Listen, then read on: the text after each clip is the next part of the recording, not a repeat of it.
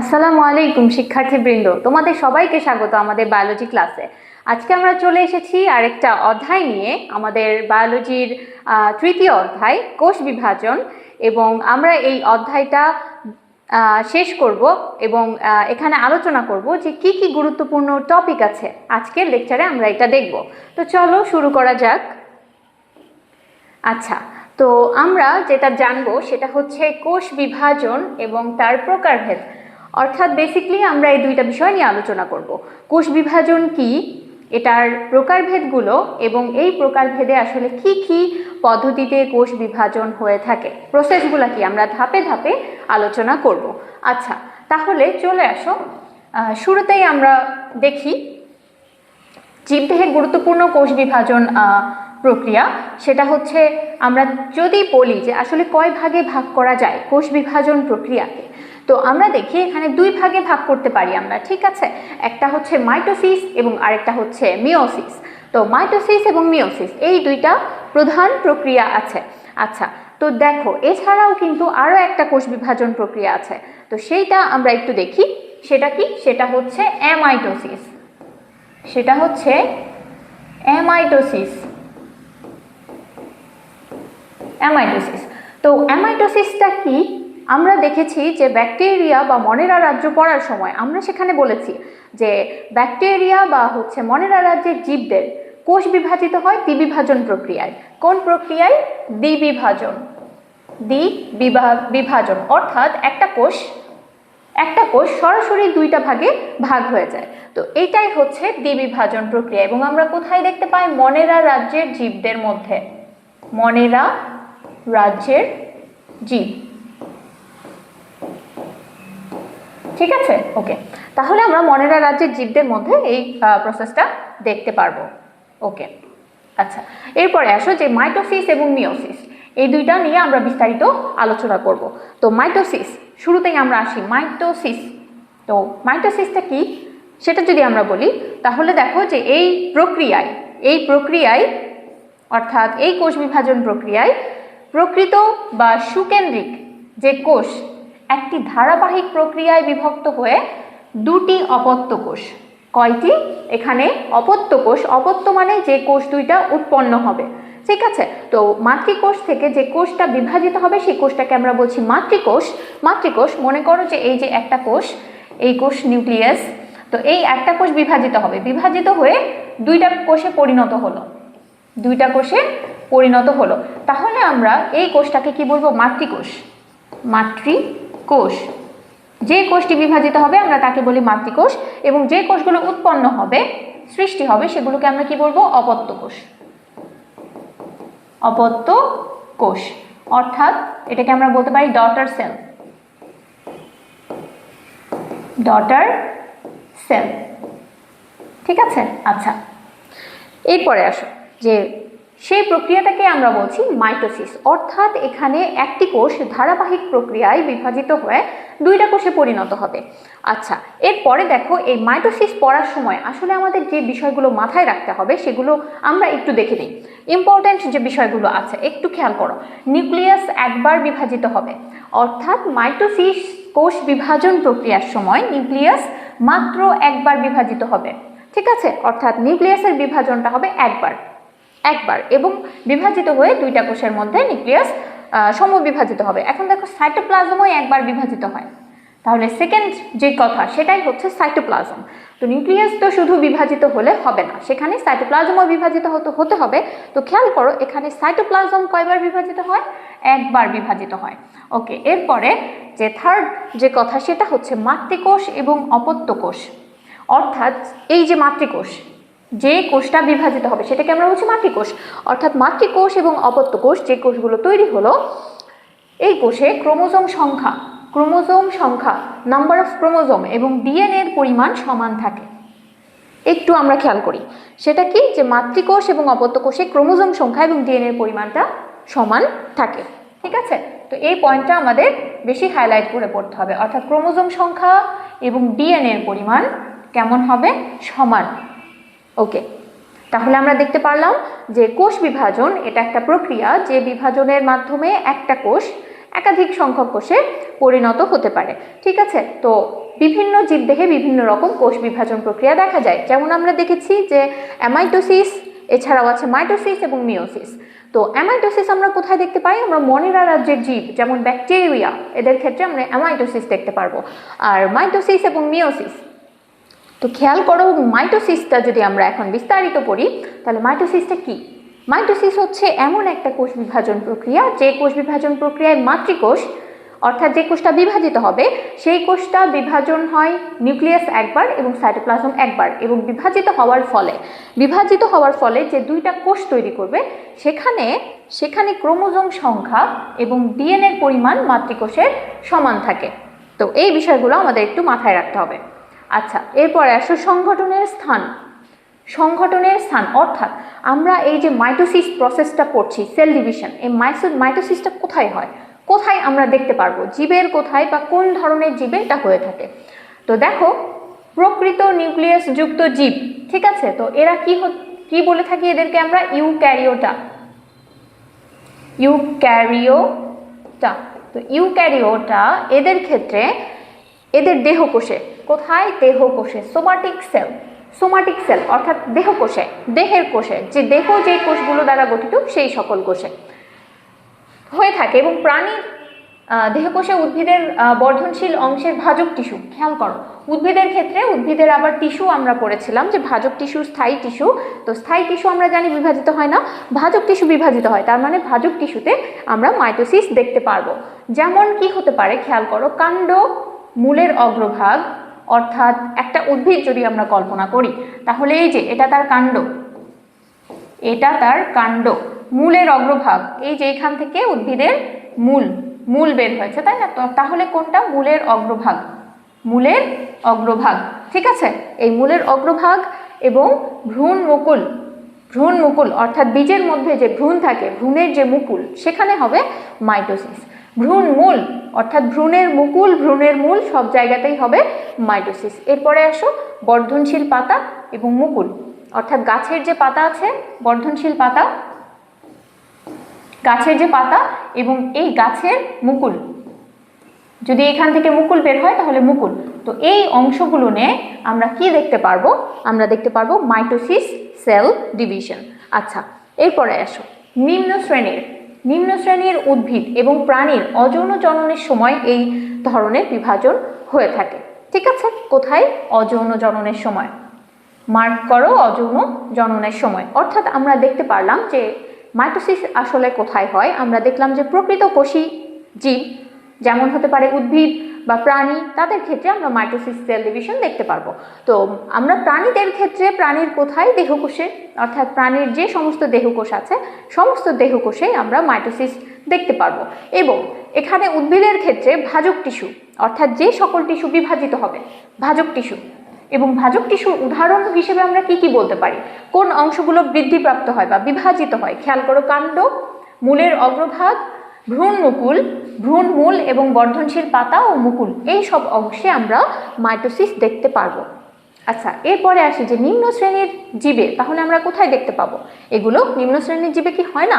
হয়। নিম্ন শ্রেণীর উদ্ভিদ এবং প্রাণীতে আমরা দেখতে পারবো অযৌন জননের সময়, অর্থাৎ অযৌন জননের সময় কি হয়? এখানে মাইটোসিস হয়।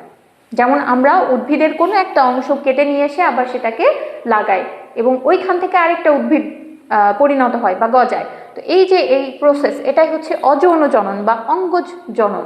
তো এই জননের সময় কি হয়ে থাকে? মাইটোসিস হয়ে থাকে। আচ্ছা, এরপরে আসো মাইটোসিসের পর্যায়সমূহ। অর্থাৎ যদি আমরা বলি যে এই যে সেল ডিভিশন, মাইটোসিস, এটা একটা খুব জটিল process.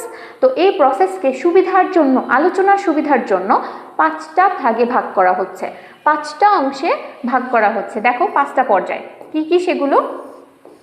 Prophase, prometaphase, metaphase, anaphase এবং টেলোফেজ, ঠিক আছে। Prophase, prometaphase, metaphase, anaphase, telophase, এই 5টা পর্যায়ে ভাগ করা হচ্ছে।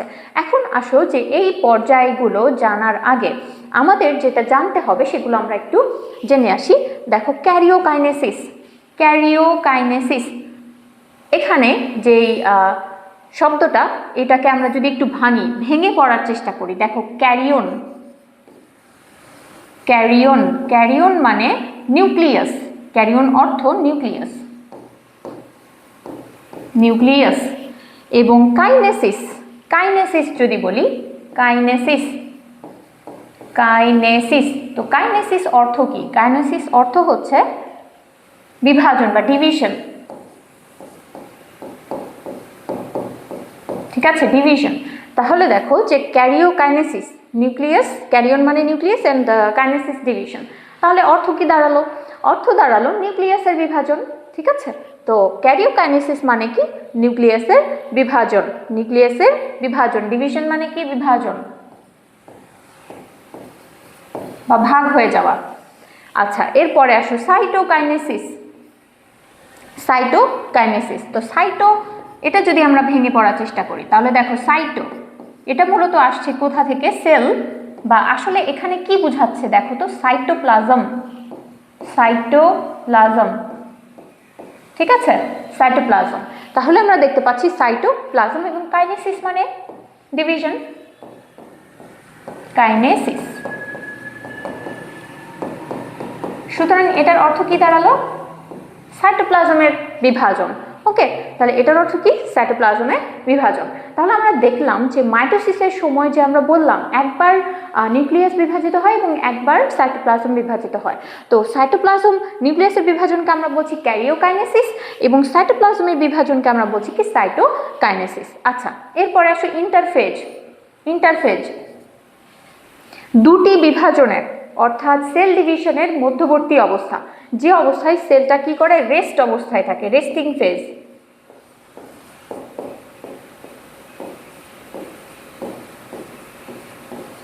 তো আমরা বলতে পারি প্রস্তুতি পর্যায়ে।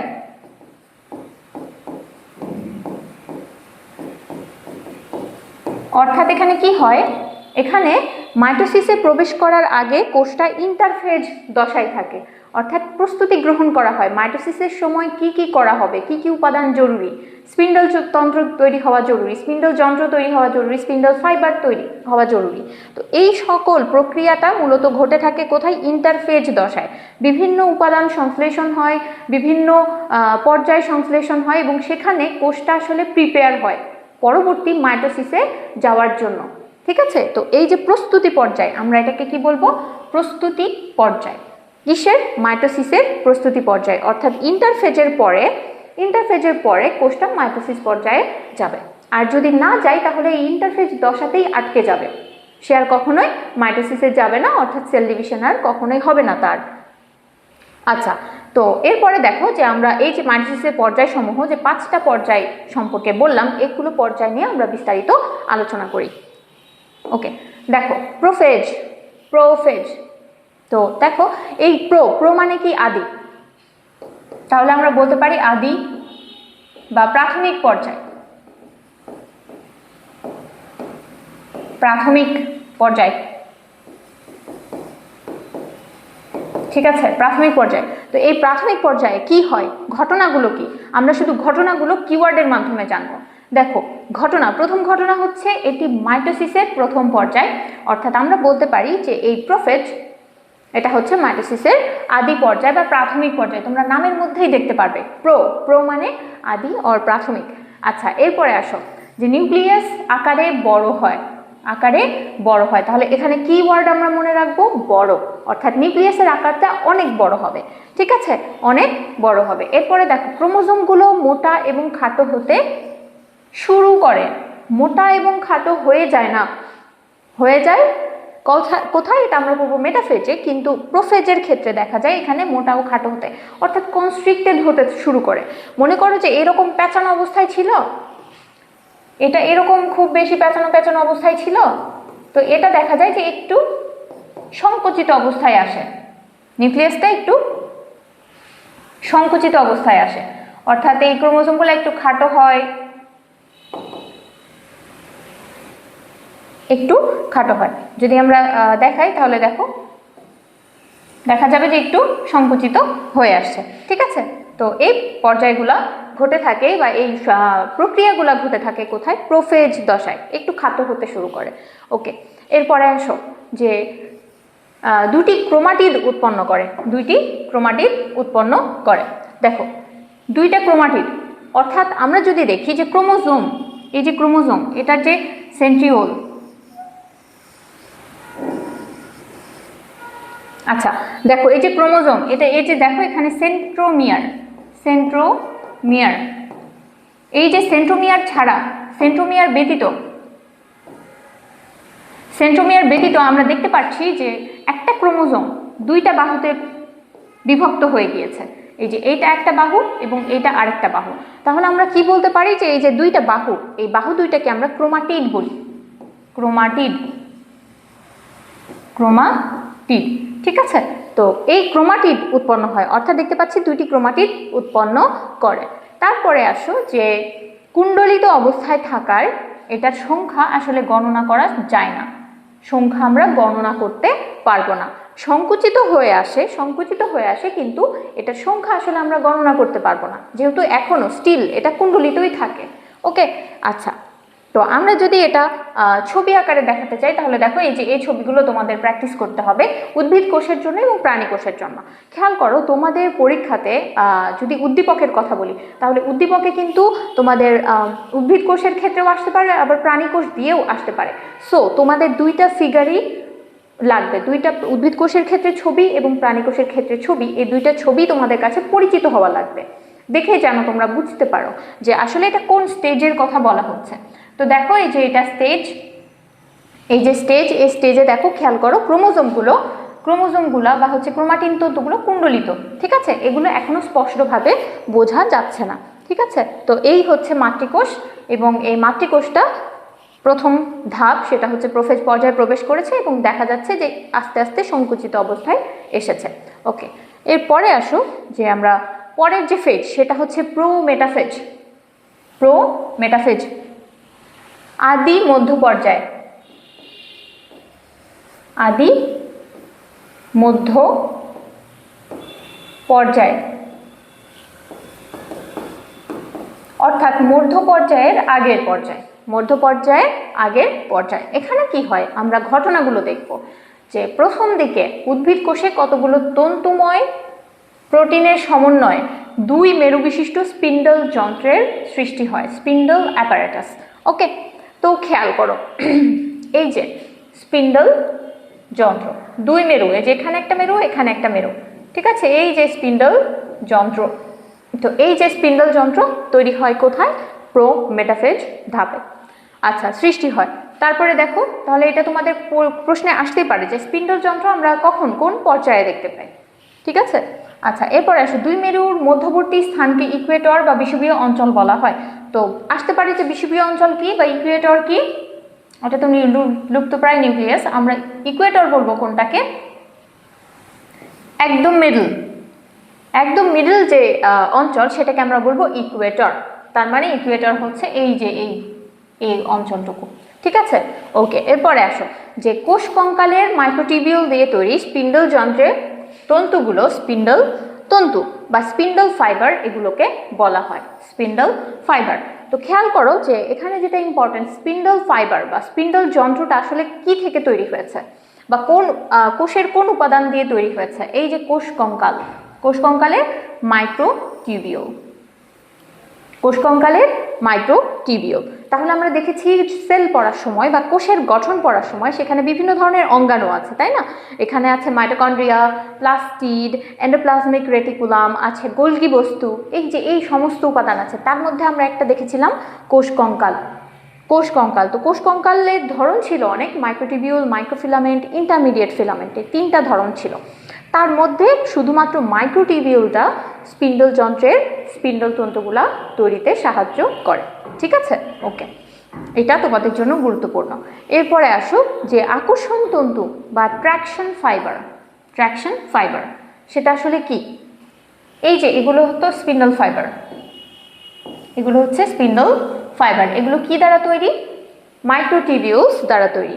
আচ্ছা, এরপরে দেখো আমরা যদি আরেকটু আলোচনা করতে চাই যে ট্র্যাকশন ফাইবার আসলে কি, এইটা যদি স্পিন্ডল যন্ত্র হয় তাহলে দেখো এই স্পিন্ডল যন্ত্রের সাথে ক্রোমোজোমগুলো যুক্ত, এইটা একটা ক্রোমোজোম, ঠিক আছে। এই ক্রোমোজোমটা স্পিন্ডল যন্ত্রের সাথে যুক্ত। তো স্পিন্ডল যন্ত্রের কিসের সাথে যুক্ত?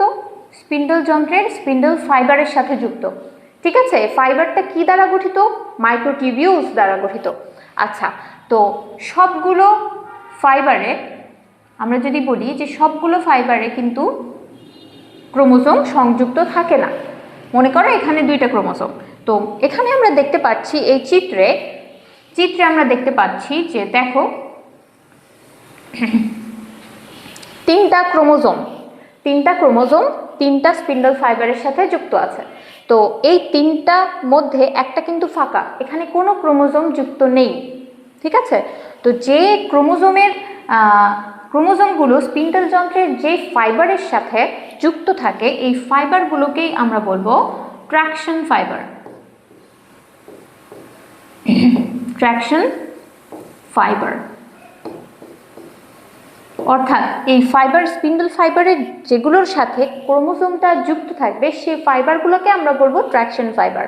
আর বাদ বাকিগুলা যেখানে কোনো ক্রোমোজোম যুক্ত নেই সেগুলোকে আমরা সিম্পলি বলি স্পিন্ডল ফাইবার।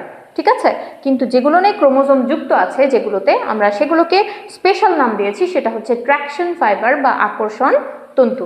ঠিক আছে, আকর্ষণ তন্তু, আকর্ষণ তন্তু। আচ্ছা, এরপরে আসো যে ক্রোমোজোমগুলো এই সময় বিষুবীয় অঞ্চলে বিন্যস্ত হতে থাকে, অর্থাৎ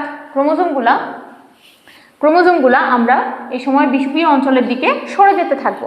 এই যে এটার বিষুবীয় অঞ্চল যদি আমরা বলি তাহলে এই মাঝ বরাবর হচ্ছে বিষুবীয় অঞ্চল। তো দেখা যাবে যে ক্রোমোজোমগুলো আস্তে আস্তে বিষুবীয় অঞ্চলের দিকে যেতে থাকবে। ঠিক আছে, আচ্ছা এরপরে আসো 6 নম্বর নিউক্লিয়ার মেমব্রেন নিউক্লিওলাস।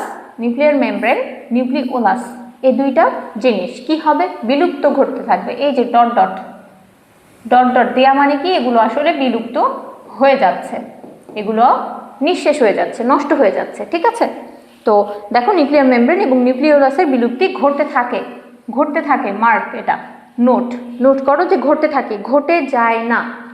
এখানে ঘটা শুরু করে বা ঘটতে থাকে, প্রসেসটা চলমান থাকে, কিন্তু সম্পূর্ণরূপে বিলুপ্তি হয়ে যায় না। ওকে, আচ্ছা এরপরে আসো যে প্রাণী কোষের ক্ষেত্রে আমরা একটা গুরুত্বপূর্ণ পয়েন্ট আমরা এখানে মার্ক করব। সেটা দেখো স্পিন্ডল তন্তু সৃষ্টি ছাড়াও সেন্ট্রিওল দুটি 2 মেরুতে অবস্থান করে এবং এখান থেকে কি তৈরি হয়? অ্যাস্টার রশ্মি, অ্যাস্টার রে, এবং এই সেন্ট্রিওল থেকে অ্যাস্টার রে বিচ্ছুরিত হয়। তো অ্যাস্টার রে, এই যে অ্যাস্টার রে, এগুলো হচ্ছে অ্যাস্টার রে। তো অ্যাস্টার রশ্মি এটা কোথায় হয়? প্রো মেটাফেজ ধাপে। কোন কোষে? প্রাণী কোষে, উদ্ভিদ কোষে না, প্রাণী কোষে। উদ্ভিদ কোষে আমরা সেন্ট্রিওল দেখতে পারবো না, আমরা সেন্ট্রিওল দেখতে পাই সাধারণত প্রাণী কোষে। ওকে, তো আমরা দেখি পরবর্তী ধাপ মেটাফেজ। মেটাফেজ দেখো, মেটাফেজ এটা কি? মধ্য পর্যায়, মধ্য পর্যায়। ওকে, দেখো মেটাফেজের ক্ষেত্রে আমরা যে পয়েন্টগুলো কভার করব, প্রথমেই সব ক্রোমোজোম স্পিন্ডল যন্ত্রের বিষুবীয় অঞ্চলে অবস্থান করে। তো আমরা এতটুকু মার্ক করব বিষুবীয় অঞ্চলে অবস্থান করে। আমরা দেখেছিলাম কি যে প্রো মেটাফেজ ধাপে ক্রোমোজোমগুলো বিষুবীয় অঞ্চলের দিকে আসতে থাকে বা যেতে থাকে। যদি তোমরা একটু খেয়াল করো তাহলে দেখবা যে এই ক্রোমোজোমগুলো এখানে আসতে থাকবে, এখানে যেতে থাকবে বিষুবীয় অঞ্চলের দিকে, কিন্তু চলে যায় না, চলে যায় বা অবস্থান করে কোন পর্যায়ে? আমরা দেখতে পারবো মেটাফেজ পর্যায়ে। অর্থাৎ মেটাফেজ পর্যায়ে ক্রোমোজোমগুলো বিষুবীয় অঞ্চল বরাবর অবস্থান করে, একদম মাঝ বরাবর অবস্থান করবে। এই যে এই সেই বিষুবীয় অঞ্চল। ঠিক আছে, আচ্ছা এরপরে আসো সেন্ট্রোমিয়ার বিষুবীয় অঞ্চলে বাহু 2টি মেরুমুখী হয়ে অবস্থান করে। অর্থাৎ আমরা যদি দেখি তো বাহু 2টা কি হবে? এখানে মেরুমুখী হয়ে অবস্থান করবে। অর্থাৎ বাহু অর্থাৎ ক্রোমাটিড, এই যে ক্রোমাটিড, এই একটা ক্রোমাটিড, এগুলো কি মেরুমুখী হয়, অর্থাৎ মেরুর দিকে মুখ করে থাকে। আচ্ছা এরপরে দেখো সর্বাধিক মোটা ও খাটো হয়। কতবার যে পরীক্ষায় আসছে, এই পর্যায়ে ক্রোমোজোমগুলো সর্বাধিক মোটা এবং খাটো দেখায়। ঠিক আছে, আচ্ছা 4 নম্বর আসো যে ক্রোমাটিড 2টি বিচ্ছিন্ন হতে থাকে, হয়ে যায় না, হতে থাকে। অর্থাৎ দেখো এই যে আমরা যদি বলি এই যে সেন্ট্রোমিয়ার ক্রোমাটিড 2টা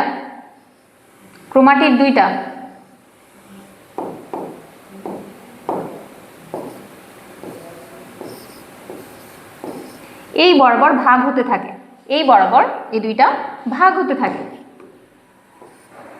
ভাগ হতে থাকে, একে অপরের থেকে সরে যেতে থাকে, ঠিক আছে। তো এই বরাবর সে বিচ্ছিন্ন হবে, বিচ্ছিন্ন হতে থাকে। এরপরে দেখো সেন্ট্রোমিয়ারের বিভাজন শুরু হয় নিউক্লিয়ার মেমব্রেন এবং নিউক্লিওলাসের সম্পূর্ণ বিলুপ্তি ঘটে। তো এখানে যদি আমরা বলি যে সেন্ট্রোমিয়ারের বিভাজন শুরু হয়, তাহলে এই যে ভাগ হওয়ার জন্য দেখো এরা কানেক্টেড কোন জায়গাতে, সেন্ট্রোমিয়ার, বাহু দুইটা কানেক্টেড কিন্তু সেন্ট্রোমিয়ার জায়গাতে। তাহলে সেন্ট্রোমিয়ারকে ভাগ হতে হবে দুইটা বাহুতে পরিণত হওয়ার জন্য।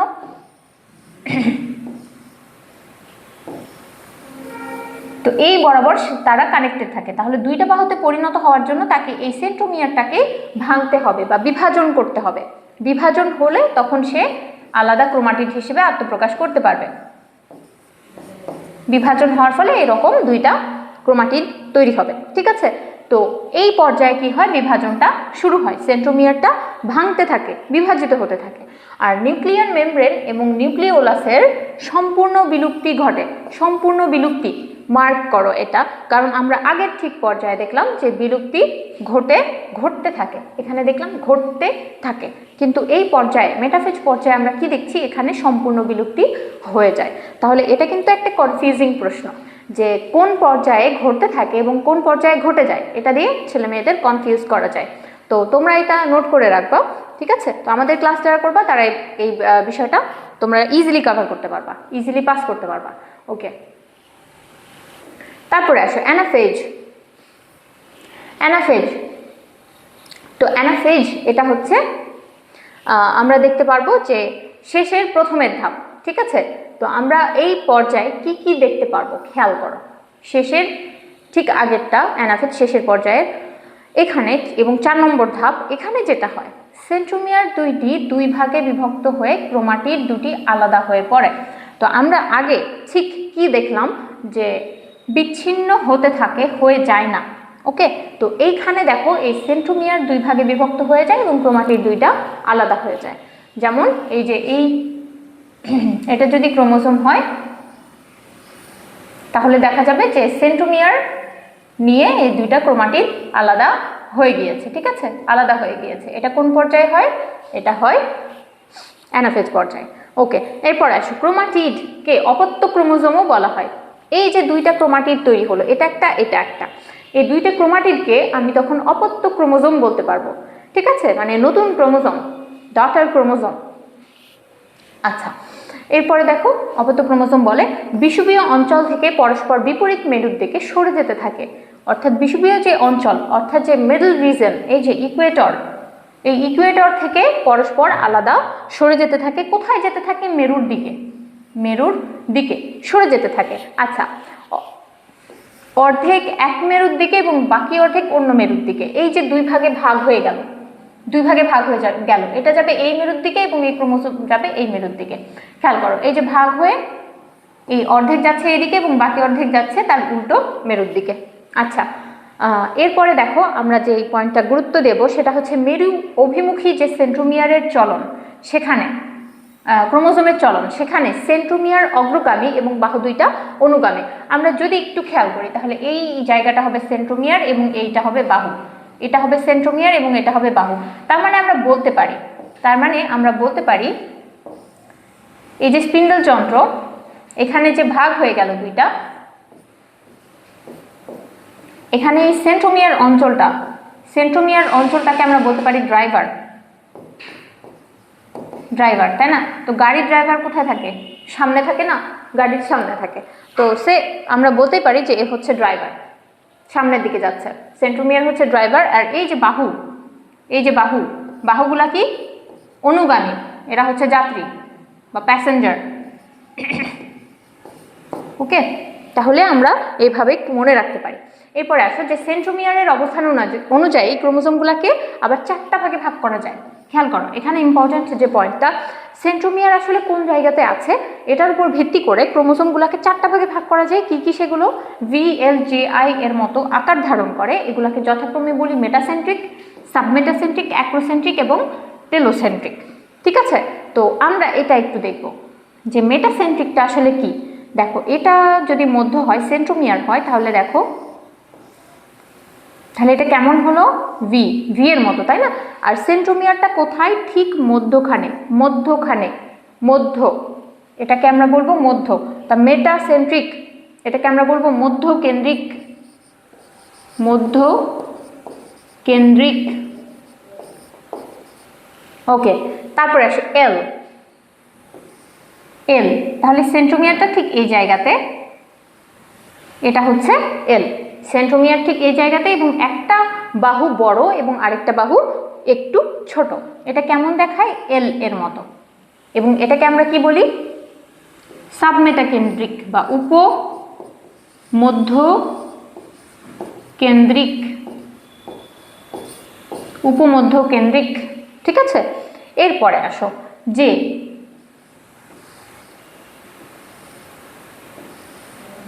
এখানে যদি আমরা খেয়াল করি তাহলে আমরা কি দেখব? যে সেন্ট্রোমিয়ারটা মাঝখানে, এবং দেখা যাচ্ছে এল এর ক্ষেত্রে যে ছোট বাহুটার থেকে আরো বেশি ছোট এটা, এবং যে বড় বাহুটা ছিল সেটা আরো বেশি বড়, দেখতে অনেকটা জে এর মতো, জে এর মতো, মানে কাছাকাছি প্রান্তের দিকে চলে গিয়েছে।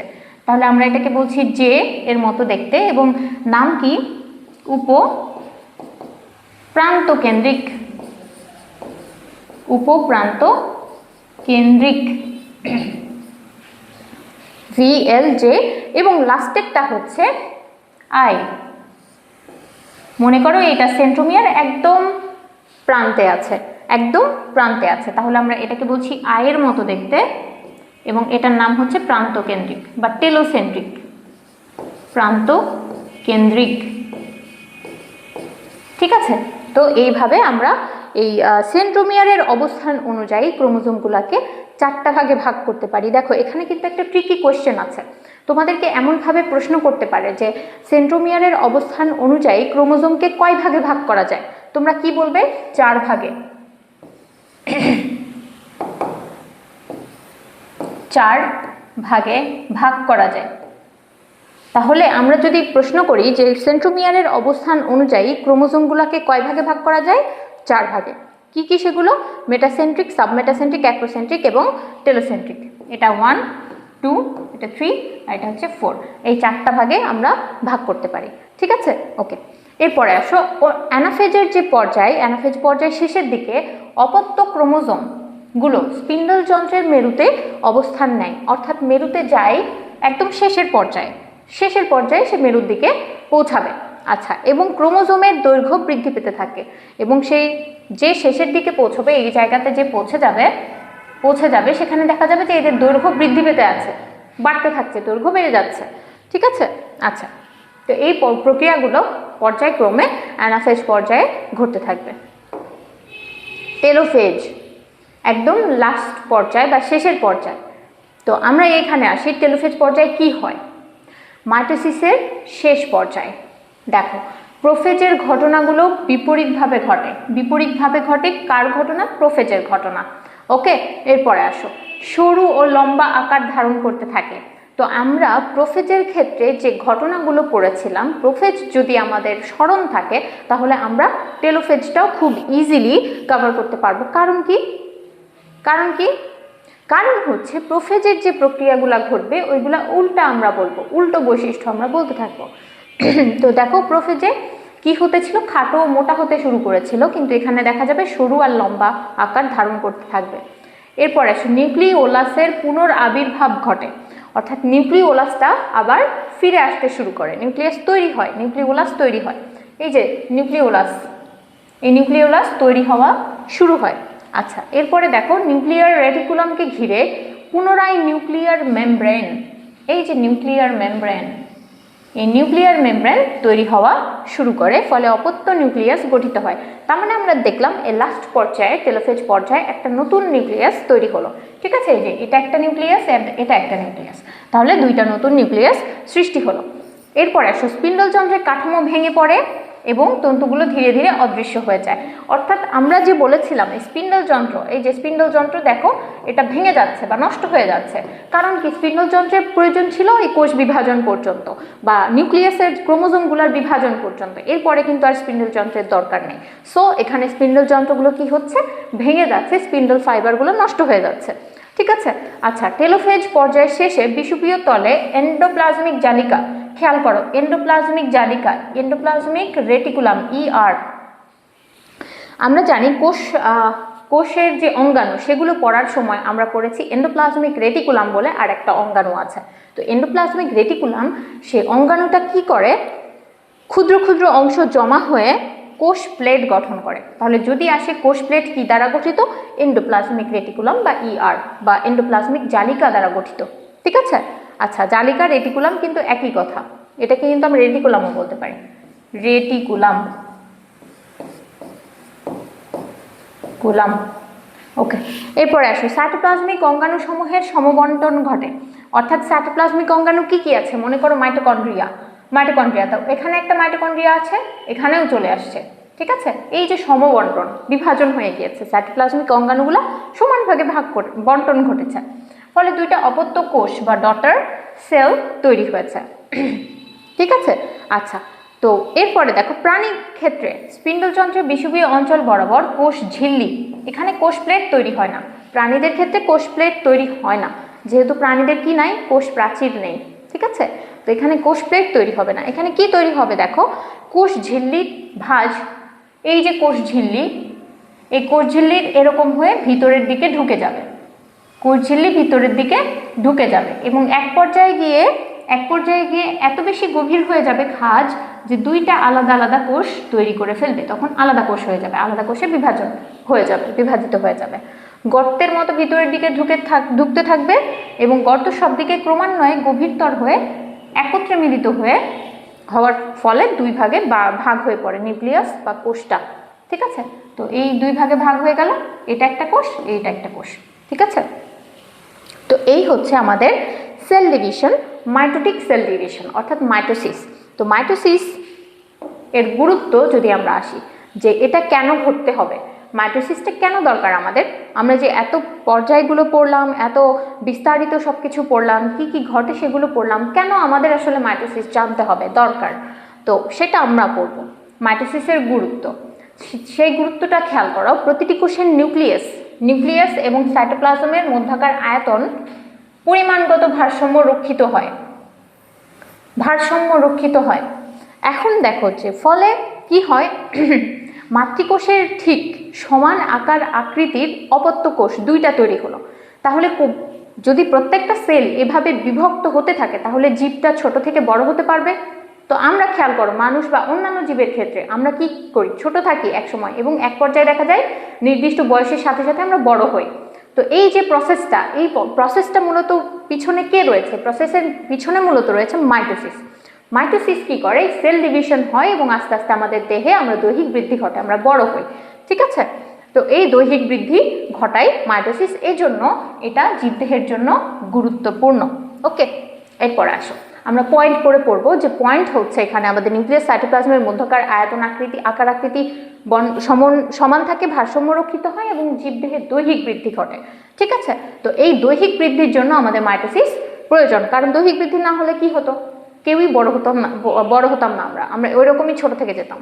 তাহলে দেখো, সব বহুকোষী জীবী জাইগোট নামক একটা কোষ থেকে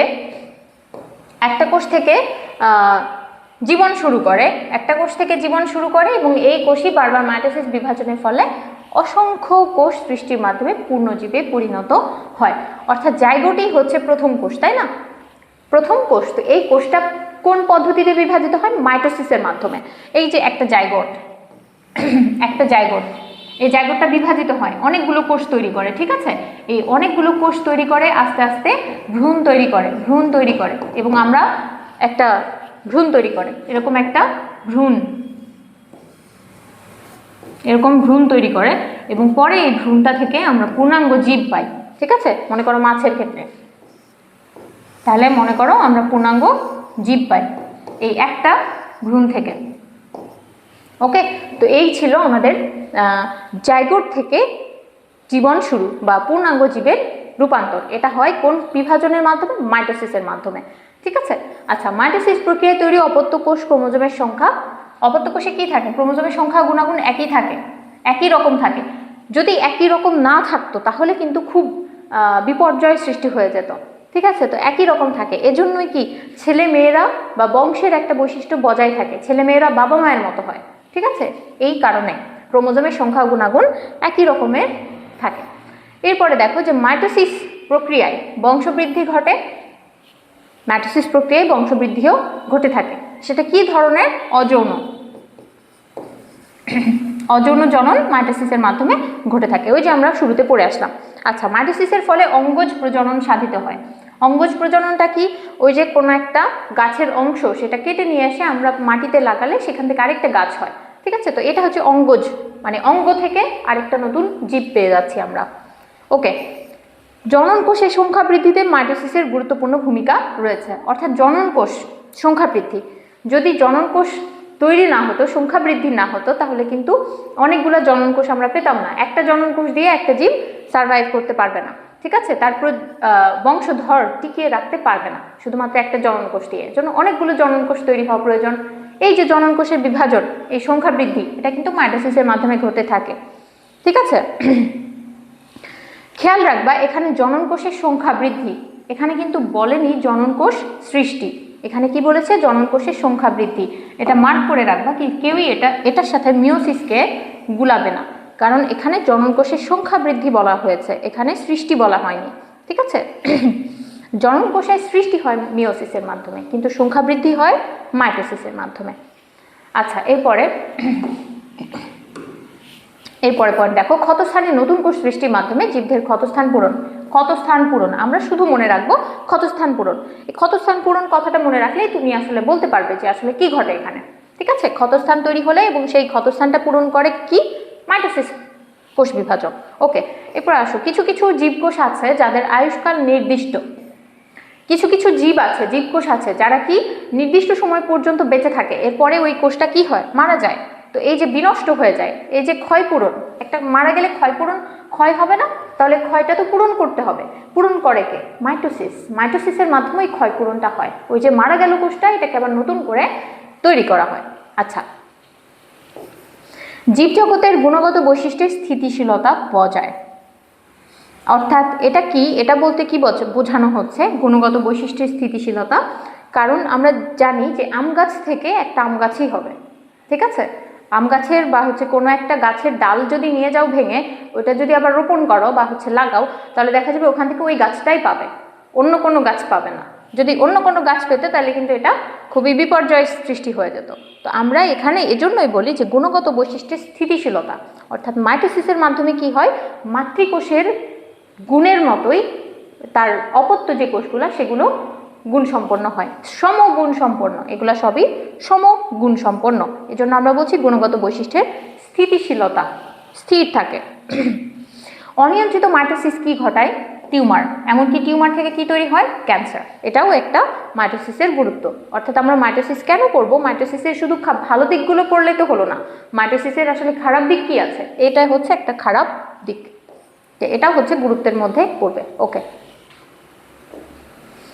এরপরে আসো যে সহস্রাধিক জিনকে ক্যান্সার কোষ তৈরিতে সহায়ক হিসেবে বিবেচনা করা হয়। তাহলে কত? প্রায় 100, এই যে অধিক, শতাধিক, মানে 1000-এর অধিক যে জিন, সেগুলো সবগুলাই ক্যান্সার কোষ তৈরিতে সহায়ক হিসেবে ভূমিকা পালন করে। অর্থাৎ আমাদের দেহে এই এত সংখ্যক জিন রয়েছে যেগুলো ক্যান্সারের জন্য সহায়ক, ক্যান্সার তৈরি করতে উদ্বুদ্ধ করে। এখন দেখো এরকম একটা ক্যান্সার আমরা নিয়ে পড়ি, হিউম্যান প্যাপিলোমা ভাইরাস। তো এই যে হিউম্যান প্যাপিলোমা ভাইরাস, এই HPV, এই যে হিউম্যান প্যাপিলোমা ভাইরাস, এই ভাইরাসের দুইটা জিন আছে, E6 এবং E7। এই দুইটা জিন এমন কিছু প্রোটিন তৈরি করে, কি তৈরি করে? প্রোটিন। সেগুলা কোষ বিভাজনের যে নিয়ন্ত্রণ, সেগুলা স্থানচ্যুত করে। কোষ বিভাজনের জন্য নিয়ন্ত্রক প্রোটিন আছে, মাইটোসিসের জন্য নিয়ন্ত্রক প্রোটিন আছে। কোনো একটা প্রোটিন এই মাইটোসিসটাকে নিয়ন্ত্রণ করে। ঠিক আছে, মাইটোসিসটাকে কখন হবে, এটা কোন পর্যায়ে কি হবে, এগুলো সব নিয়ন্ত্রণ করে। তো এই প্রোটিনটাকে কি করে? এই যে ভাইরাসের প্রোটিনটা ওই নিয়ন্ত্রক প্রোটিনের জায়গা দখল করে নেয়। তো যখন স্থানচ্যুত করে ফেলবে, জায়গা দখল করে ফেলবে, তখন এই মাইটোসিসের যে নিয়ন্ত্রণ সেটা নষ্ট হয়ে যাবে, তখন হয়ে যাবে জরায়ুমুখ টিউমার। তার মানে হিউম্যান প্যাপিলোমা ভাইরাস এটা কি তৈরি করে? জরায়ুমুখ টিউমার, মনে রাখবে। এরপরে আসো, অনেক সময় দুটি জিন পোষক যে কোষ রয়েছে সেই কোষের জিনের সাথে একীভূত হয়ে যায়, অর্থাৎ আমাদের কোষের কিছু কিছু জিনের সাথে এগুলো যদি একীভূত হয়ে যায়, একত্রিত হয়ে যায়, তখন কি হয়ে যায়, কোষের বৃদ্ধি নিয়ন্ত্রণকারী প্রোটিন অণুগুলোর কাজ বন্ধ করে দেয় এবং তখন হয়ে যায় আরও বিপর্যয়। ঠিক আছে, তো এইসব কারণে ক্যান্সার হয়ে থাকে, বা ক্যান্সারের আসলে জিনগুলো কেন ক্যান্সার তৈরি করে এটাই এখানে ব্যাখ্যা করা আছে একটা ক্যান্সার উদাহরণ হিসেবে বিবেচনা করে, সেটা হচ্ছে হিউম্যান প্যাপিলোমা ভাইরাসের দ্বারা জরায়ুমুখ টিউমার। ওকে, এরপর আসো, অনেক ধরনের ক্যান্সার রয়েছে, সেগুলো সবই কম বেশি মারাত্মক। তো আমরা সাধারণত কিসে দেখি, লিভার, ফুসফুস, মস্তিষ্ক, স্তন, বৃক্ক, কোলন এবং ত্বক, এর জরায়ু, অর্থাৎ সব দেহের প্রায় সমস্ত অংশে বা সমস্ত অঙ্গেই কিন্তু ক্যান্সার হতে পারে। আচ্ছা, এরপরে চলে আসি আমরা নেক্সট আমাদের meiosis cell division, meiotic cell division যদি আসি, বা মিওসিস হ্রাসমূলক বিভাজন, এটার আরেকটা নাম কি, হ্রাসমূলক বিভাজন। ঠিক আছে, তো হ্রাসমূলক বিভাজন কেন আমরা এটাকে বলছি, দেখো, এক চক্রের নিউক্লিয়াস দুইবার, এই এক চক্রের নিউক্লিয়াস কয়বার, দুইবার বিভাজিত হয়। প্রথমবারের নিউক্লিয়াসে ক্রোমোজোম সংখ্যা অর্ধেক হয়ে যায়, অর্থাৎ প্রথমবারের যে নিউক্লিয়াস যে বিভাজন হয় সে বিভাজনে খেয়াল করো, এখানে কয়টা ক্রোমোজোম, এই 1 2 3 আর এই হচ্ছে 4, তাহলে এই 4টা ক্রোমোজোম আছে। ঠিক আছে, তো প্রথম যে কোষ বিভাজন এটা হচ্ছে মিওসিস 1, মিওসিস 1। তো এই যে মিওসিস 1, এই মিওসিস 1-এ কি হয়, চারটা যে ক্রোমোজোম আছে নিউক্লিয়াসের মধ্যে, সেই 4টা ক্রোমোজোম ভাগ হয়ে যায়, দুইটা করে হ্রাস হয়ে যায় বা কমে যায়, সংখ্যায় কমে যায়। তো দেখো এখানে 2টা ক্রোমোজোম, এই যে 1, এই যে 2, এখানেও 2টা, 1 2, তো ভাগ হয়ে যায়। তো এজন্য আমরা এটাকে কি বলছি, হ্রাসমূলক বিভাজন, হ্রাস হয়ে যায়। পরের ধাপে কি হয়, এটা মিওসিস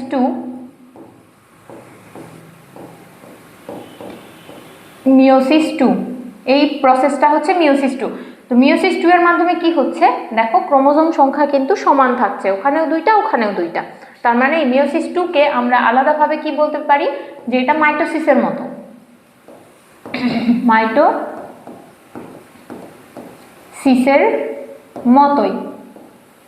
ঠিক আছে, এটা মাইটোসিসের মতোই, তার মানে আমরা দেখতে পাচ্ছি এখানে ক্রোমোজোম সংখ্যা ওই 2টাই আছে, শুধুমাত্র তার বিভাজন হয়েছে এবং 2টা কোষে পরিণত হয়েছে একটা কোষ থেকে। সো আমরা আলটিমেটলি বলতে পারি একটা কোষ থেকে কয়টা কোষ পাবো, 4টা, অর্থাৎ মাতৃকোষ থেকে, একটা মাতৃকোষ থেকে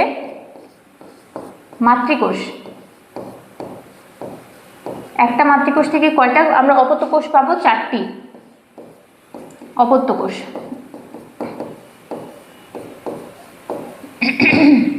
ওকে, তো প্রথমবারের নিউক্লিয়াসের যে ক্রোমোজোম সংখ্যায় অর্ধেক হয়ে যায়, এজন্য আমরা বলছি এটাকে হ্রাসমূলক বিভাজন। এবং যে 2টি নিউক্লিয়াস পাওয়া যায়, দ্বিতীয়বারে তার প্রতিটি আবার 2টি কোষে বিভাজিত হয়, মানে দ্বিতীয় বিভাজনটাকে কিন্তু আমরা বলছি মাইটোসিসের মতো, একদম মাইটোসিসের মতো। ঠিক আছে, আচ্ছা, এরপরে আসো, মিওসিস বিভাজন একটি মাতৃকোষ থেকে 4টি অপত্য কোষ পরিণত করে, কয়টা, 4টা। আচ্ছা, এরপর আসো, প্রতিটি মাতৃকোষের অর্ধেক সংখ্যক ক্রোমোজোম ধারণ করে, অর্থাৎ মাতৃকোষে যত সংখ্যক ক্রোমোজোম ছিল, এখানে কয়টা ছিল খেয়াল করো, 4টি ক্রোমোজোম ছিল, তাই না, 4টা, আর এখানে কয়টা হলো, 2টা করে, তার মানে আমরা দেখতেই পাচ্ছি যে ক্রোমোজোম সংখ্যা অর্ধেক হয়ে গেল। তো এই জন্য আমরা মাতৃকোষের ক্ষেত্রে এটাকে বলি ডিপ্লয়েড, কিন্তু যখন অপত্য কোষ হয়ে যাবে এটা হয়ে যাবে হ্যাপ্লয়েড। এটা ডিপ্লয়েড যেহেতু 2 জোড়া আছে, 2 জোড়া ক্রোমোজোম, আর এটা হয়ে যাবে হ্যাপ্লয়েড। ঠিক আছে, ওকে, তো এই ছিল আমাদের মিওসিস, অর্থাৎ আমরা দেখলাম যে মিওসিসের মাধ্যমে যদি এটা মাতৃকোষ হয় তাহলে দেখা যাচ্ছে এটা মিওসিস 1, এটার মাধ্যমে আমরা যে কোষ 2টা পাবো সেখানে n সংখ্যক ক্রোমোজোম আছে, অর্থাৎ অর্ধেক হয়ে গেল, হাফ হয়ে গেছে। ঠিক আছে, হাফ হয়ে গেল, এবং পরের বারে দেখা যাচ্ছে এটা মাইটোসিসের মতোই, তাহলে তো এই n সংখ্যক ক্রোমোজোমই থাকবে, কারণ আমরা মাইটোসিসের ক্ষেত্রে কি জানি, এখানে মাতৃকোষের অনুরূপ হয়, তাহলে এরাও মাতৃকোষের অনুরূপ হবে। মাতৃকোষ, এদের মাতৃকোষ কিন্তু এটা, ঠিক আছে, এই যে এটা, তার মানে এর অনুরূপ হবে এই দুইটা কোষ, ঠিকভাবে এটার অনুরূপ হবে এই দুইটা কোষ, ঠিক আছে, একইভাবে। তো সুতরাং আমরা এই 4টা কোষ পাবো। ওকে, তো এই অবস্থাকে আমরা কি বলছি? ডিপ্লয়েড। যখন জোড়ায় জোড়ায় থাকবে, এই যে জোড়ায় জোড়ায় থাকবে সেটাকে আমরা বলবো ডিপ্লয়েড। যখন জোড়া ভেঙে যাবে n সংখ্যক, n, এগুলো সবই n, তাহলে আমরা এটাকে বলবো হ্যাপ্লয়েড। হ্যাপ্লয়েড, ঠিক আছে। আচ্ছা, তো এই ছিল আমাদের মিওসিস, মিওসিসের বেসিক। এখন আসো যে মিওসিস কেন হয়, মিওসিস কেন হবে। তো মিওসিস কেন হয় এটা একটু বিস্তারিত যদি আমরা আলোচনা করি, খেয়াল করো। তো এখানে মনে করো যে এটা একটা জীব, তো এই জীবের হচ্ছে জনন কোষ তৈরি হচ্ছে, তাই না, জনন কোষ। তো জনন কোষ, জনন কোষ,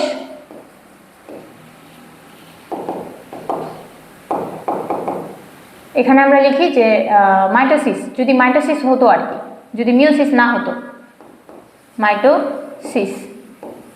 তো মাইটোসিসের যদি হতো তাহলে দেখো জনন কোষ, এটা তো জনন কোষ, এই যে জনন কোষ।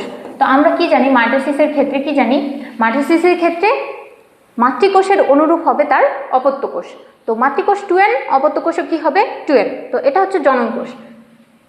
ঠিক সেম ভাবে আমরা যদি আসি, এটা যদি পিতা হয়, এটা পিতা, আবার এটা যদি মাতা হয়, মনে করো যে কোনো একটা জীবের মেল আর ফিমেল, ঠিক আছে, তো এই হচ্ছে মাতা, এই হচ্ছে ফিমেল, এরও জনন কোষ তৈরি হবে।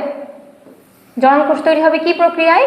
ওই মাইটোসিস, আমরা ধরে নিয়েছি যে মাইটোসিস হবে, মাইটোসিস। যদি মিওসিস না হতো আর কি, তাহলে আমরা এটা ধরে নিচ্ছি মাইটোসিস। তাহলে কি খেয়াল করো যে এই যে জনন কোষের মাধ্যমে যে তৈরি হলো, এখানে আরেকটা তৈরি হবে,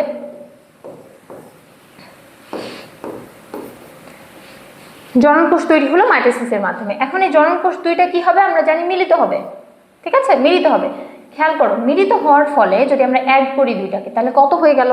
4n, ছিল 2n, এবং যেই এটা মনে করো সন্তান বা বাচ্চা যদি আমরা বলি, বাবা মা এবং তার বাচ্চা, তাহলে দেখো যে এখানে কত হয়ে গেল? তার ক্রোমোজোম সংখ্যা 4n, 4n। তো খেয়াল করো যদি 4n হয়ে যায়, তার মানে ক্রোমোজোম বাবা আর মায়ের যে ক্রোমোজোম তার থেকে দ্বিগুণ বেড়ে গেছে, দ্বিগুণ বেড়ে গিয়েছে। তার মানে এটা কি হবে না, তার বাবা মায়ের মতো হবে না, বাবা মায়ের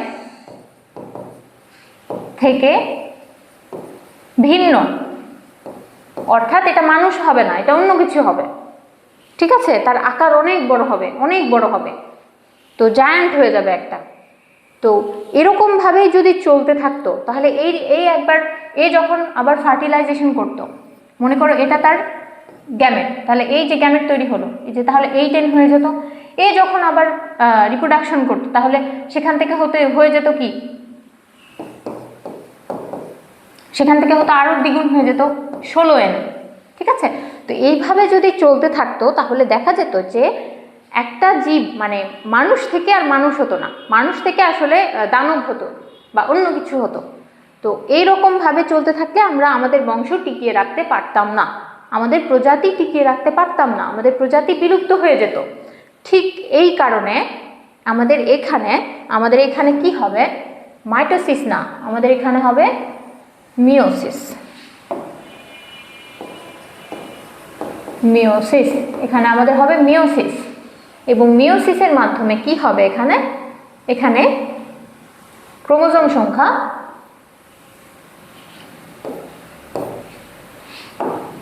এখানে হবে n, এখানে হবে n, এবং এইখানে হবে 2n। তাহলে দেখা যাচ্ছে বাচ্চা যে হতো সে একদম বাবা মায়ের থেকে ভিন্ন না, তখন কি হতো? বাবা মায়ের মতো, ঠিক আছে, বাবা মায়ের মতোই হতো। তো তখন আমরা দেখতে পারতাম যে হ্যাঁ, তাহলে আমাদের বংশটা টিকে থাকছে, আমাদের প্রজাতিটা টিকে থাকছে, আমাদের প্রজাতি বিলুপ্ত হয়ে যাচ্ছে না, ঠিক আছে। তো ঠিক এই কারণেই মিওসিসের গুরুত্বটা এত বেশি। মিওসিস এই কারণেই হতে হবে, এই কারণেই আমাদের মিওসিস হতে হবে।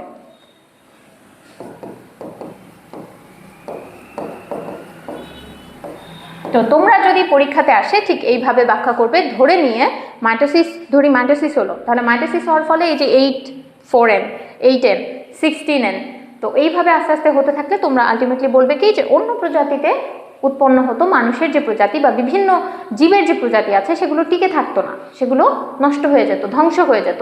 ঠিক এই কারণেই মিওসিস হতে হয়, ঠিক এই কারণেই মিওসিসের গুরুত্ব এত বেশি। তো দেখো এখানে এই মিওসিসের মাধ্যমে যে প্রক্রিয়াটা সেটা সুন্দরভাবে বোঝানো আছে, ঠিক আছে। এই যে বিভাজন, মিওসিস বিভাজন আসলে কেন হয়, কারণ এই কারণে যে এখান থেকে মিওসিস হবে, মিওসিস হয়ে এর ক্রোমোজোম সংখ্যা হাফ হয়ে যাবে, ডিম্বাণু শুক্রাণু মিলিত হয়ে জাইগোট তৈরি করবে, যেটা আবার বাবা মায়ের মতো, একদম বাবা মায়ের মতো, অর্থাৎ মানুষ থেকে মানুষ হচ্ছে। ওকে, তো এই কারণে মিওসিস আমাদের হতে হবে। দেখো মিওসিস কোথায় ঘটে, আমরা যদি লোকেশন, স্থানটা বলি যে কোথায় ঘটে, কোথায় আমরা দেখতে পারবো মিওসিস, বলা হচ্ছে জীবের জনন কোষ বা গ্যামেট সৃষ্টির সময় কোথায় ঘটবে, জনন মাতৃকোষে। কোন কোষে? জনন মাতৃকোষে। এবং কি তৈরি করবে? জনন কোষ তৈরি করবে বা গ্যামেট তৈরি করবে। আচ্ছা, সপুষ্পক উদ্ভিদে পরাগধানী ও ডিম্বকের মধ্যে উন্নত প্রাণীদের কোথায় ঘটবে? শুক্রাশয়ে, ডিম্বাশয়ে মিওসিস ঘটবে, যেমন আমাদের হিউম্যানের ক্ষেত্রে। এবং ছত্রাক, শৈবাল আর মস জাতীয় যে হ্যাপ্লয়েড উদ্ভিদ আছে, এরা হ্যাপ্লয়েড। হ্যাপ্লয়েড, হ্যাপ্লয়েড মানে কি? এদের ক্রোমোজোম বা এদের হচ্ছে নিউক্লিয়াসে ক্রোমোজোম হচ্ছে এক জোড়া। উদ্ভিদের ডিপ্লয়েড মাতৃকোষ থেকে যখন হ্যাপ্লয়েড রেণু তৈরি হবে, ঠিক ওই সময়ে কি হবে? মিওসিস। তো দেখো মিওসিস যদি না হতো তাহলে ডিপ্লয়েড থেকে কিন্তু আবার 4n হয়ে যেত, ঠিক আছে। বা ডিপ্লয়েড থেকে আমরা বলতে পারি যে ডিপ্লয়েড হতো মাইটোসিস হলে, তো সেখানে হ্যাপ্লয়েড কিন্তু আর ফিরে আসতো না, অর্থাৎ ওই যে মস জাতীয় বা শৈবাল ছত্রাকের যে হ্যাপ্লয়েড উদ্ভিদ সেখানে ফিরে আসতো না। তো এটা ভিন্ন একটা জিনিস হয়ে যেত, ভিন্ন একটা বিপর্যয় ঘটে যেত। ঠিক এই কারণেই এখানে মিওসিস হয়। তো এটা মনে রাখবা, তোমরা জানো এটা জননকোষ গ্যামেটে হবে, কিন্তু এটা একটু ব্যতিক্রম। সেটা হচ্ছে হ্যাপ্লয়েড যে উদ্ভিদগুলো আছে বা হচ্ছে ছত্রাক, শৈবাল, মস যারা আছে তাদের ডিপ্লয়েড মাতৃকোষে হ্যাপ্লয়েড রেণু তৈরি হওয়ার সময় এই প্রক্রিয়াটা ঘটবে। তখন জাইগোটে এই ধরনের বিভাজন হতে হবে, অর্থাৎ এদের কোথায় বিভাজন হয়? মিওসিস, জাইগোটে। আর আমাদের ক্ষেত্রে কোথায় হয়? জনন মাতৃকোষে। ওকে, এরপরে আসো, বাস্তবে ক্রোমোজোমের সংখ্যা বেড়ে গিয়ে নতুন প্রজাতির উদ্ভব ঘটতে পারে, যেটা আমরা দেখেছি। যেমন ব্যাঙের একটা প্রজাতি জেনোপাস ট্রপিক্যালিস, জেনোপাস ট্রপিক্যালিস এর সম্পূর্ণ ক্রোমোজোম সেট দ্বিগুণ হয়ে গিয়েছিল, 2n থেকে হয়ে গিয়েছিল 4n, মনে করো দ্বিগুণ হয়ে গিয়েছিল। এবং হয়ে কি তৈরি করেছিল? জেনোপাস লেভিস, একটা প্রজাতি, নতুন একটা প্রজাতি যেখানে দ্বিগুণ সংখ্যক ক্রোমোজোম ছিল। তো এই উদাহরণটা আমরা দেখতে পাই। আর দেখো প্ল্যান্টি রাজ্য যেমন হচ্ছে আলুর দেহকোষে এই প্রক্রিয়া একটা স্বাভাবিক ঘটনা, কারণ আমরা জানি যে আমাদের যে ক্রমবর্ধমান জনসংখ্যা আছে এদের চাহিদা মেটাতে গেলে কিন্তু আলু বা হচ্ছে বিভিন্ন শর্করা জাতীয় খাদ্য বেশি পরিমাণে উৎপাদন করতে হবে, ঠিক আছে। তো এই বেশি পরিমাণে উৎপাদন করার সময় আমাদের যে আলুর যে সাইজ, এটা থেকে যদি বড় হয় তাহলে তো আমাদের জন্য বেটার, আমরা বেশি পরিমাণে শর্করা জাতীয় খাবার পাবো। তো ঠিক এই কারণে এই আলু আর হচ্ছে দেহকোষে এই প্রক্রিয়া একটা স্বাভাবিক ঘটনা বা এটা করা হয়। আর খাদ্যের ক্রমবর্ধমান চাহিদা মেটারে এটা অধিক সহায়ক। ঠিক ওই যে বললাম যে পপুলেশনের যে খাবারের চাহিদা সেটা মেটানোর জন্য আসলে এটা করা হয়ে থাকে। কিন্তু যদি সেটা প্রাণীতে ঘটে যায় তাহলে সেটা কিন্তু একটা নতুন প্রজাতি তৈরি করে ফেলে, ঠিক আছে। যেটা আমরা দেখেছি যে জেনোপাস ট্রপিক্যালিস এটা খুব ছোট, আর ছোট একটা আকৃতি যদি হয় তাহলে জেনোপাস লেভিসের আকৃতি অনেক বড়, অনেক বড় এরা। তো এই দুইটার ছবি তোমাদের বইয়ে দেখা আছে, তোমরা দেখতে পারো, দেখে আসলে একটু ধারণা নিতে পারো যে আসলে কত বড় হয়ে গিয়েছে, ঠিক আছে, দ্বিগুণ হওয়ার কারণে ক্রোমোজোম সেট। এখন আসো মিওসিসের গুরুত্ব। তো মিওসিসের গুরুত্ব, ইম্পর্টেন্স যদি আমরা আলোচনা করতে চাই, আমরা 3টে পয়েন্টে আলোচনা করব। খুবই সহজ, জেনেটিক বস্তুর সমতা রক্ষা, অর্থাৎ ওই যে বললাম একই কথা ঘুরে ঘুরে আসবে যে জেনেটিক বস্তু এই যে 2n, এটা মিওসিসের মাধ্যমে আসলে হবে হ্যাপ্লয়েড। এই হ্যাপ্লয়েডটা আবার যখন হ্যাপ্লয়েড থেকে যখন এই দুইটা আবার ফার্টিলাইজেশন করবে বা মিলিত হবে, তখন দেখা যাবে আবার ওই সংখ্যাটা ফিরে আসবে, ঠিক আছে, ওই সংখ্যাটা আবার ফিরে আসছে। তো এই ঠিক এই কারণে জেনেটিক বস্তুর সমতা রক্ষা এখানে হয়, অর্থাৎ এই যে প্যারেন্ট, এটা হচ্ছে বাবা আর এটা যে মা, তাদের মধ্যে কি হচ্ছে, সন্তানেরও ক্রোমোজোম সংখ্যা ঠিক একই রকম, অর্থাৎ সমতা রক্ষিত হলো। এখন জিনগত বৈচিত্র্য বজায় রাখা, জিনগত বৈচিত্র্য এটা আসলে তোমরা একটু মনে রাখা লাগবে তোমাদের ক্ষেত্রে, কারণ এটা আরেকটু ডিপ বিষয়, এগুলো নিয়ে আসলে আমরা আলোচনা করিনি। কারণ মিওসিসের মধ্যে হয় কি, ক্রসিং ওভার হয়, ক্রসিং ওভার বলে একটা কথা আছে। তো তোমাদেরকে আমি সংক্ষেপে একটু বোঝানোর চেষ্টা করি। ক্রসিং ওভার বলে একটা কথা আছে, এবং সেখানে যে ঘটনাটা ঘটে, সেখানে যে ঘটনা ঘটে তা হচ্ছে এই অংশটুকু কেটে এখানে জোড়া লাগে এবং এই অংশটুকু কেটে এই জায়গাতে জোড়া লাগে, ঠিক আছে? ঠিক যেন এরকম,